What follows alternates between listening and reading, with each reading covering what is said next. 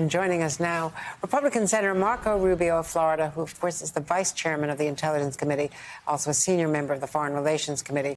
Senator, thank you very much. I just wanted to read something that just came from President Zelensky and has been confirmed by the White House, that he and President Biden, have been on the phone. They've been talking this morning.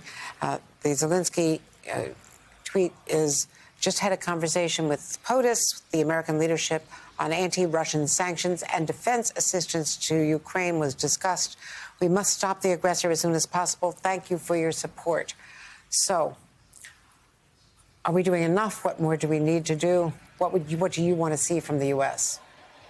Well, look, I think that what's happened over the last, week is really unprecedented. I mean, the Russian economy is headed towards collapse. The ruble most certainly is, and that's something I don't think anybody, including Putin, anticipated. I think he thought he would get hit hard, but not this hard.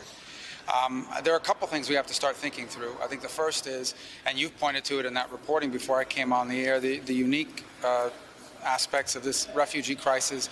That is largely women and the elderly and young children, whose fathers and husbands are still in Ukraine and may make it back and may not. Who knows when they'll be reunited? And so that's a unique aspect of it. These are people that a week ago were living normal lives, going to school, running their businesses, going to work, and a week later find themselves in a tent city. And so that's something we certainly need to keep an eye on and provide all the assistance we can, along with everybody around the world, to help them in the short term. The second is, look, Putin can't win. I mean, he's headed to one of two directions here. He's either headed towards a very costly military victory, or he's headed towards a quagmire in which his military can't achieve victory. If even the costly military victory, he's going to have to stay there forever and face an insurgency. He's not just fighting another military. He's fighting 40-something million people that don't want his forces there. And no matter what he does, he'll never be able to install some puppet traitor government that he can just get up and leave them behind, because the Ukrainians will overthrow him and kill those people. So I think we have to start thinking through the permeations of this. No matter what, there always has to be a real, legitimate Ukrainian state that we have a relationship with. And I don't know why we can't begin to openly say we will support them as long as they are willing to fight, even if it's an insurgency. And what more can we do if it's an insurgency without putting boots on the ground, which would, as the president has said, and as NATO has said, Stoltenberg has said, this would be an Article 5 issue, and the Ukraine is not a member of NATO, and it raises all kinds of problems. I don't know whether you think that's the right policy, but that is the policy. Yeah, no, I don't think anyone's talking. I mean, look, an armed engagement between the United States and any NATO or any NATO country and Russia is World War III. So I don't think anyone is talking about it. And frankly, the Ukrainians are not asking for American troops. What they are asking for is that we continue to supply and to equip them. And I'm not saying that by any means this fight is over. I think the will to fight, which is one of the hardest things to measure in any conflict, is extraordinary on the Ukrainian side. There are real and growing questions about the morale and the technical capability, the logistical capability of the Russian forces. That said, if in fact Putin is able to achieve, for example, a military victory, that doesn't mean he's won, because he will face Ukrainians that will fight him, and we need to continue to provide them with whatever we can provide them with to carry that out. There will be a legitimate Ukrainian government, no matter what happens militarily on the ground. But I still think there's a lot of open questions about how long and how costly this is going to be for Vladimir Putin from a military standpoint within Ukraine. I think the costly war situation is probably his best case scenario, and that's not a very good one.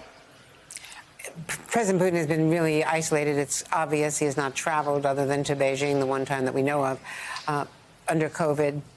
We've seen the long tables, how he's only talking to a couple of people, very few people, if that, not taking advice. How concerned are you about his mental health and his state of mind as he controls this vast military? One of your tweets was, I wish I could say more. For now, I can say it's pretty obvious to many that something is off with Putin. What is off with Putin? Yeah, so I'll tell you what's off with him. I think what's off with him, frankly, is he's almost 70 years old in a country where the average man makes it to 72. He sees his legacy as being the man who brought Russia out of the 90s humiliation into great global power status, restored greater Russia. Ukraine is a big part of it. I thought he viewed this as his last opportunity to do it. I think this is a person who calculates very differently than he did 5 or 10 years ago.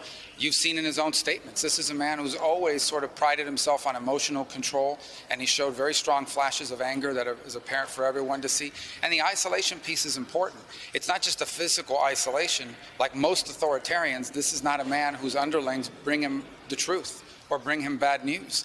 So it's my sense that he thought that he would be greeted in parts of Ukraine as a liberator, and that the Ukrainian resistance would quickly collapse, and that Zelensky would flee to outside the country, and that by now he would certainly control Kyiv. And none of that has played out. And so I just don't think we should fall into the trap of assuming that Putin today would make the same calculus or the same decisions that he would have made 5, 10, or 15 years ago. I think that's a lot of the people that were thinking that way were the ones saying there's no way he's going to invade because it didn't make any sense. It may not make any sense if he thought like an American, but he doesn't. He thinks like someone who wants to be a great historic figure like Catherine the Great in Russian lore. And that's how he's viewing things. And that poses some real potential dangers of escalation. Are you concerned when he twice raised the nuclear threat? Well, a couple things. First of all, that's the military doctrine of Russia. It's a written doctrine that basically says in any conflict with NATO, if they begin to lose, as they would in a conventional fight, they would use battlefield nuclear weapons to escalate and force everyone to the negotiating table. But I am concerned about the fact that this is someone who clearly has, his country's deeply isolated now. Their economy's in free fall. They're suffering humiliations on the battlefield. Instead of making Russia look like a great power, they look incompetent in many ways. And so what are his tools available to equalize the situation and giving him some bargaining leverage? They're not very good ones. He doesn't have economic tools. He can either escalate military into something horrifying. He can threaten or carry out cyber attacks against the West, including the United States. And he can threaten to use battlefield nuclear weapons. I think that's probably the least likely option of the three, the last one, the nuclear weapons. But that's their doctrine. And I think he was reminding us of that. Do you actually think he would use battlefield nuclear weapons? Well, I think no matter what his state of mind is, I think he understands that if he were to use tactical nuclear weapons in a battlefield, that most certainly would trigger potentially the Third World War, and he would not go down as a historic figure because there wouldn't be anyone left to talk about it, on his side or ours. So I think he prefers not to escalate to that point. But you worry that when someone begins to run out of escalation options and they're left with things like some attack in space, some attack in cyber, that these things begin to escalate. And that's the point. Escalation in any kind. Right now, the Bosphorus is being closed off by the Turks. What if the Russian Navy decides to ignore that order and try to proceed through, and they're confronted by NATO ships? Now you have a NATO conflict. There's some real danger embedded in this. That doesn't mean we shouldn't stand up to them. That just means we need to be aware that there are some real dangers of escalation here that maybe are being a little underappreciated by some. Senator Rubio, thank you so much. It's really important to have your views. Thank you. We really appreciate it.